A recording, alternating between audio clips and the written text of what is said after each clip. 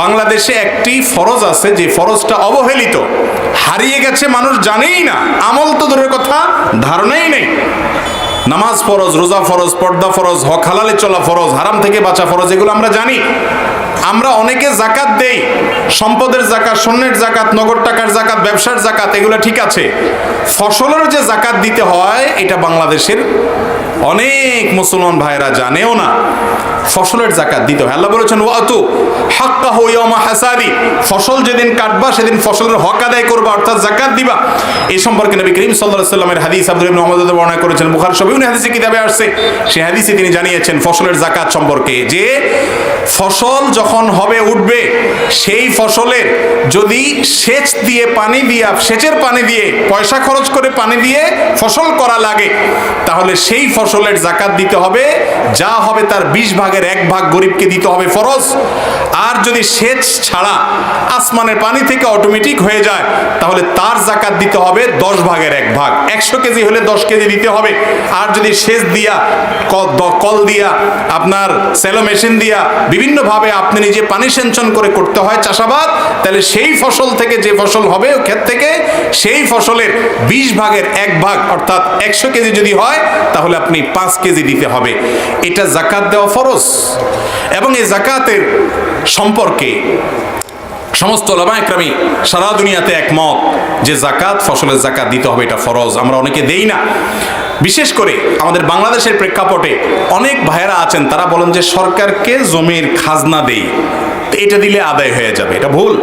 মুফতি শফি সাহেব রাহিমাহুল্লাহ স্পষ্ট এই বিষয়ে লিখেছেন, বই লিখেছেন আলাদা, যে যেই জমির খাজনা সরকার নেয়, এটাকে শরীয়ত যে জাকাতের কথা বলছে সেই হিসাবে নেয় না, যার কারণে এটাকে সেভাবে সরকার ব্যয় করে না। এটা রাষ্ট্রের প্রয়োজনে রাষ্ট্র নেয়, খরচ করে, সেটা আরেক বিষয়।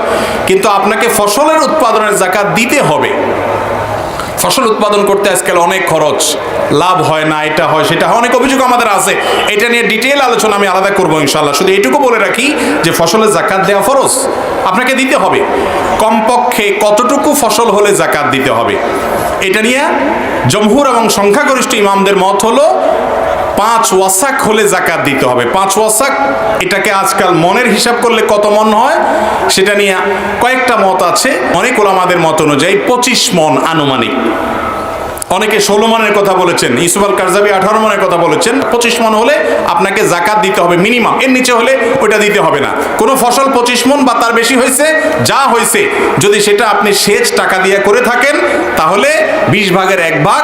আর যদি আসমানের পানি থেকে বৃষ্টি পানি দিয়ে হয়ে যায়, আপনার টাকা ছাড়া চলে, বা সেচের পানি ছাড়া হয় ফসল, তাহলে সেটা 10 ভাগের 1 ভাগ আপনাকে দিতে হবে। এই ফসলের জাকাত সম্পর্কে একটা জাতীয় দৈনিকে একজন বড় গবেষক, একজন সাবেক সচিব, তিনি একটা আর্টিকেল লিখেছেন। অসাধারণ কিছু তথ্য আমি সেখানে পেয়েছি। সেখানে তিনি লিখেছেন যে বাংলাদেশে স্বাভাবিকভাবে যে বছর চাষাবাদ করা যায়, সে বছর 4 কোটি টন ফসল উৎপাদন হয় সব মিলিয়ে। এই 4 কোটি টন ফসল যে উৎপাদন হয়, এগুলোর বেশিরভাগ জমির মালিক হলো সচ্ছলরা, যাদের অনেক জমি আছে, অল্প জমির মালিক কম। তো এই সচ্ছলরা যে জমির মালিক, সেটা যদি আমরা 50%ও ধরি, তাহলে সেক্ষেত্রে 2 কোটি টন ফসলের জাকাত দেওয়া লাগে। আর 2 কোটি টন ফসলের জাকাত যদি ওই 20 ভাগের 1 ভাগও দেওয়া লাগে, তাহলেও যেটা হয় সেটা হলো 10 লক্ষ টন জাকাত শুধু গরিব পায়। 10 লক্ষ টন ফসলের মূল্য যদি বের করা হয়, অন্তত আনুমানিক সেটা প্রায় 5,000 কোটি টাকা হয়। এবার এই হিসাব করে দেখেন, এই দেশে গরিব যারা খাদ্যের অভাবে কষ্ট করে, ফসলের জাকাতটা যদি সঠিকভাবে আমরা আদায় করি, বুঝতে পারি, এই ফরজটা যদি আমরা প্রতিষ্ঠিত করে জিন্দা করি, তাহলে ইনশাআল্লাহ গরিবরা আর ক্ষুধার্ত থাকবে না। অতএব ফসলের জাকাত দেব তো ইনশাআল্লাহ। বাংলাদেশে অনেক মানুষ দেয় না। এ বিষয়ে যদি আপনি বিস্তারিত জানতে চান, মাওলানা আবুল ফাতা মোহাম্মদ ইয়াহিয়া রাহিমাহুল্লাহ তিনি এই বিষয়ে লিখেছেন, সংগ্রহ করতে পারেন বই। ডক্টর খন্দকার আব্দুল্লাহ জাহাঙ্গীর রাহিমাহুল্লাহ তার প্রসিদ্ধ বই আছে বাংলাদেশে ওসর বা ফসলের জাকাত, সেই বই কিনে বিস্তারিত জানবেন।